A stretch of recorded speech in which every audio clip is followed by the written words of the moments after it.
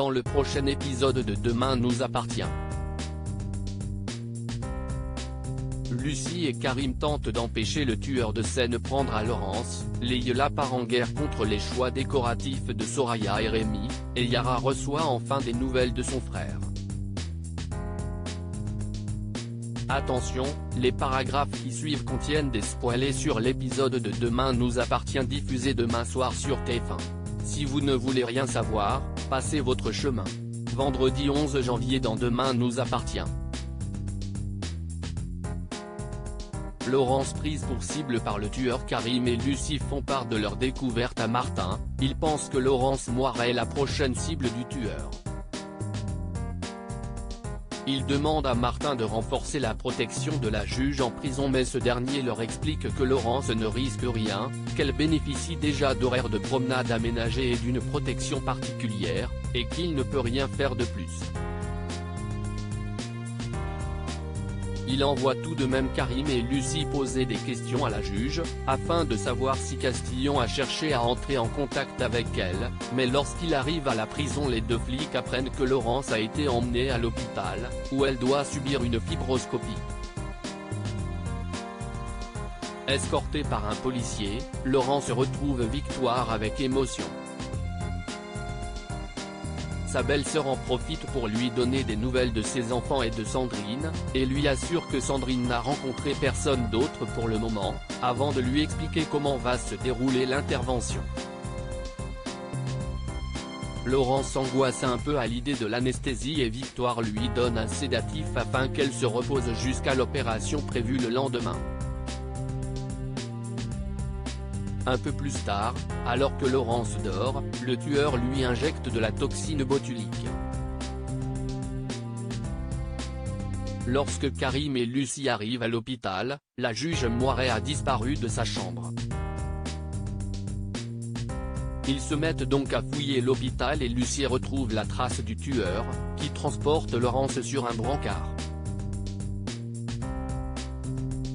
Elle se lance à sa poursuite mais le meurtrier finit par l'assommer avec un extincteur.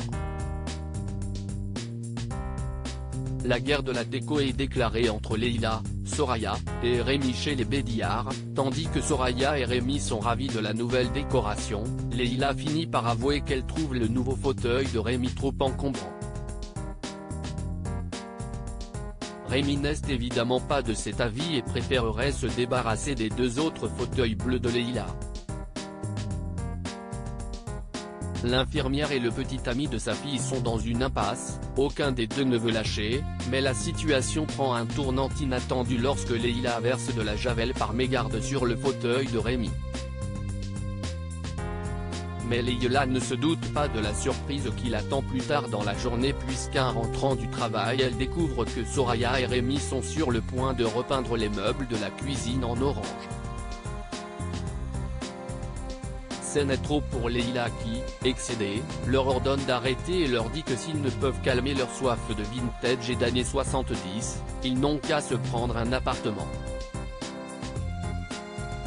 Les deux tours trop, résignés, finissent par remettre en place l'ancienne déco de Leïla dans le salon, pour le plus grand bonheur de cette dernière qui accepte tout de même de ne pas raccrocher les tapis qui étaient au mur, afin que Rémi, qui n'était pas fan, puisse se sentir un peu plus chez lui. Et de toute façon, si est Bilal qui tenait à ces tapis, pas elle. Yara reçoit enfin des nouvelles de son frère. Chloé et Alex discutent avec Margot de la possibilité de faire appel à une association pour aider Yara mais cette dernière, qui surprend leur conversation, les supplie de ne rien tenter.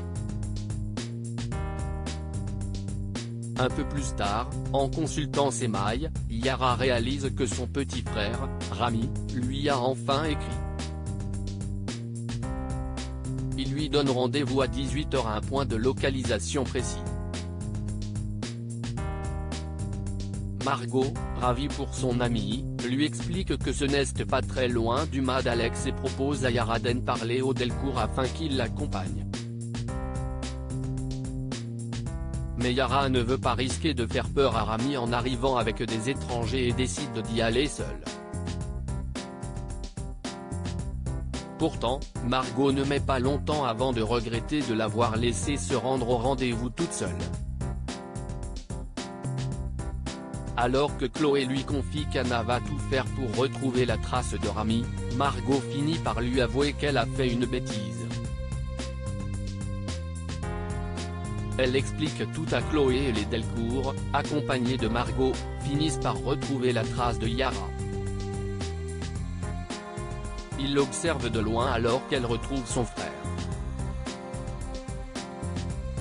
Mais ce bonheur est de courte durée puisque ce vêtement, le passeur que Yara avait réussi à fuir, débarque et ordonne aux deux jeunes réfugiés de monter dans sa voiture. Alex tente de s'interposer mais ce vêtement sort une arme à feu et le menace. Alors les Delcourt n'ont d'autre choix que de le laisser emmener Yara et Rami avec lui.